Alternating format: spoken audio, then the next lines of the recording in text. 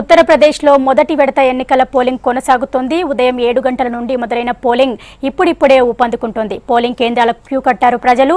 తమ ఓటు హక్కు వినియోగించుకుంటున్నారు. యూపీలో మొత్తం 7 దశల్లో ఎన్నికలు జరుగుతాయి. ఇవాళ 15 జిల్లాల్లోని 73 నియోజకవర్గాల్లో మొదటి విడత పోలింగ్ కొనసాగుతోంది.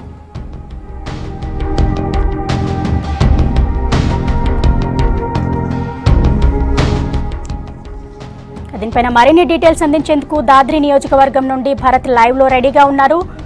భరత్, ఉత్తరప్రదేశ్ లో ఫస్ట్ ఫేజ్ పోలింగ్ ట్రెండ్ ఎలా ఉంది?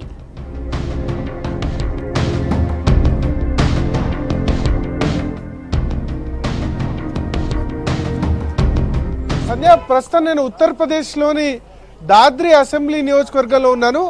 దాద్రి అసెంబ్లీ నియోజకవర్గంలోని బిస్రక్ అనే గ్రామంలో ఉన్నాను.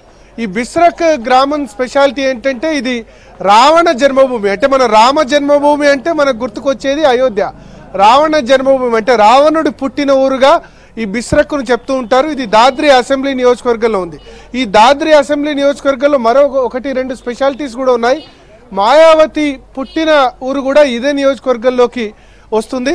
తర్వాత ఇక్కడ మనం చూడొచ్చు, ఒక విలేజ్ లో ఎలక్షన్ అప్పుడు ఎటువంటి ఎన్విరాన్మెంట్ ఉంటుందో చూడొచ్చు. అటువైపు కాంగ్రెస్ జెండాలు, కాంగ్రెస్ వాళ్ళు కూర్చున్నారు, ఇటువైపు బీజేపీ వాళ్ళు కూర్చున్నారు. అంతా కూడా చాలా కలిసి మెలిసి ఎలక్షన్స్ లో ఉన్నారు. అంటే ఎన్నికల్లో ఓటు వేయడం, వేరు వేరు పార్టీలకు ప్రచారం చేయడం అది ఒకటి, బట్ అందరూ కూడా ఈ విధంగా నులక మంచాల్లో కూర్చొని వాళ్ళంతా కూడా ఎలక్షన్ ను ఎంజాయ్ చేస్తున్నారు. ఎక్కడ కూడా అంత సామరస్యపూర్వకమైన वातावरण ఉంది.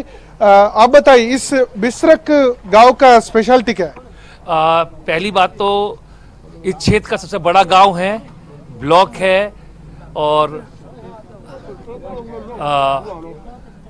सारा माहौल यहाँ का अच्छा है.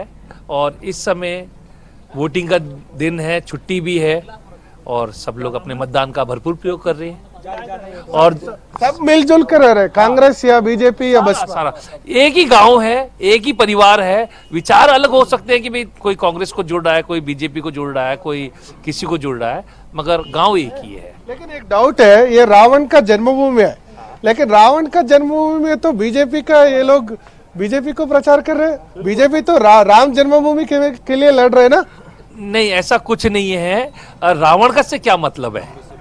वहां पे रावण भी शिव भक्त थे, राम भी शिव भक्त थे, तो सब वो एक ही तो देव है. तो कभी ऐसी बात नहीं, पुरानी बातें थी और ये बातें दूसरी हैं.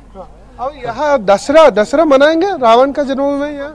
हाँ, पुतला नहीं जलाते, वैसे त्योहार सभी मनाते हैं. दशहरा नहीं बनाते जी, दशहरा नहीं बनाते यहाँ पे, क्योंकि रावण का दहन करते इसलिए दशहरा नहीं बनाते नहीं करते. और आप बताइए, आप किस पार्टी के साथ है इस चुनाव में?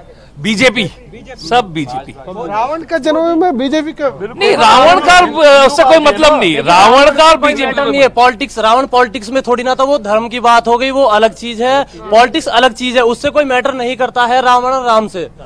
वोटिंग अलग चीज है और वो आप उसको उससे कैसे जोड़ सकते हो? वो चीज मैटर ही नहीं करती बिल्कुल भी उस चीज से. रावण हमारे यहाँ पे, रावण के जो पिता थे विश्वेश्वरा, उन्होंने यहाँ पे तपस्या करी थी और विश्वेश्वरा के नाम से ही हमारे इस गांव का नाम बिसरक पड़ा है. और एक खुदाई में हमारे यहाँ पे शिवलिंग निकली है, जिस शिवलिंग के ऊपर हमने शिव का मंदिर बनाया हुआ है. बहुत ही प्राथमिक है वो मंदिर जो है, और उसकी पूजते हैं. बहुत दूर दूर से लोग आके उसकी मान्यता करते हैं. बाकी इस चुनाव में आप लोग बीजेपी बोल रहे हैं, तो क्यों बीजेपी? देखिए, बीजेपी इसलिए क्योंकि बीजेपी ने विकास किया है और सपा और बसपा की सरकार देख ली है. वोटर जागरूक हो चुका है. हमारे देश का जो नौजवान है उसको ना तो शिक्षा मिली है, ना ही रोजगार मिला है. और ये सब चीजें देखते हुए आज का वोटर जागरूक हो चुका है बिल्कुल, और हर तरह से वो बीजेपी को सपोर्ट कर रहा है, हमारे नरेंद्र मोदी जी को सपोर्ट कर रहा है, ताकि देश तरक्की करे और आगे जाए. आप बताइए, बता दिया जी इसने. आप किस पार्टी के साथ हैं? हम भाजपा के साथ हैं, मोदी के साथ हैं जी. क्यों? क्योंकि मोदी विकास कर रहा है सर. उत्तर प्रदेश में मोदी लाना है और विकास करवाना है. कांग्रेस वाला नहीं है यार, कांग्रेस वाला तो है या नहीं? आप बताइए इस चुनाव में क्यों बीजेपी को सपोर्ट कर रहे हैं? बीजेपी को हम जो है कि हमारे माननीय प्रधानमंत्री विश्व प्रवक्ता है, देश दुनिया में नाम कराए, अच्छे दिन आएंगे, अच्छे कार्य करें। और हमारे प्रत्याशी MA BN है और महामहिम राज्यपाल से सम्मानित है, आदर्श सचिव डिस्ट्रिक्ट बोर्ड मेंबर है, बहुत ही अच्छे प्रश्न है, इससे बढ़िया कोई प्रत्याशी नहीं है। तो इस बार नागर अच्छे हैं, हमारी पार्टी अच्छी है, प्रधानमंत्री अच्छे, विकास पुरुष है, हम विकास चाहते हैं। सर इस चुनाव में आप बताइए, इस चुनाव में मुद्दा क्या है? इस चुनाव में एक तो मुद्दा विकास है, दूसरी कानून व्यवस्था बहुत खराब है। कानून व्यवस्था, हाँ, तो कानून व्यवस्था और बहन बेटियों पे भ्रष्टाचार बहुत ज्यादा है। सरकारी डिपार्टमेंट्स में भ्रष्टाचार बहुत ज्यादा है। और दूसरी बात क्या है कि अगर हमें देश के साथ चलना है तो यूपी को मोदी जी के साथ चलना पड़ेगा, नहीं तो सारा देश आगे निकल जाएगा और स्टेट्स आगे निकल जाएंगे, हम पीछे रह जाएंगे अगर हम दूसरे लोगों का साथ देते हैं। लेकिन कुछ लोग बोल रहे हैं यहाँ का लॉ एंड ऑर्डर का प्रॉब्लम है यूपी के, हाँ, गुंडा राज चल रहा है। तो मायावती जी का शासन में 2007 से 2012 तक लॉ एंड ऑर्डर सब कुछ ठीक है, वो आप मानते हैं?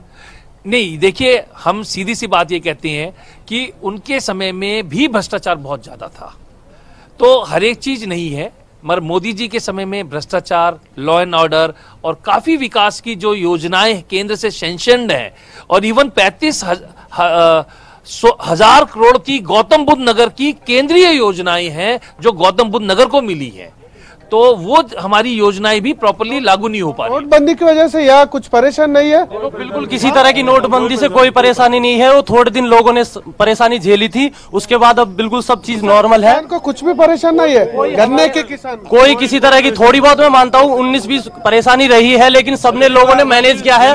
उस चीज पे कोई मुद्दा नहीं बनाया है किसानों ने, गाँव के लोगों ने, उस चीज का कोई मैटर नहीं है बिल्कुल भी किसी भी तरह से। और हर तरह से जो बाकी परेशानी हुई है, परेशानी उनको हुई है जिनके पास काला धन है, 2 नंबर का पैसा है, और हमारे यहाँ पे जिनको 2 नंबर का पैसा उन्हीं को परेशानी है, बाकी सब कुछ नॉर्मल है। लेकिन ये बताइए, इस चुनाव में बीजेपी तो मुख्यमंत्री कैंडिडेट को तो घोषित नहीं किया, नरेंद्र मोदी तो आके यहाँ तो मुख्यमंत्री नहीं बनेगा।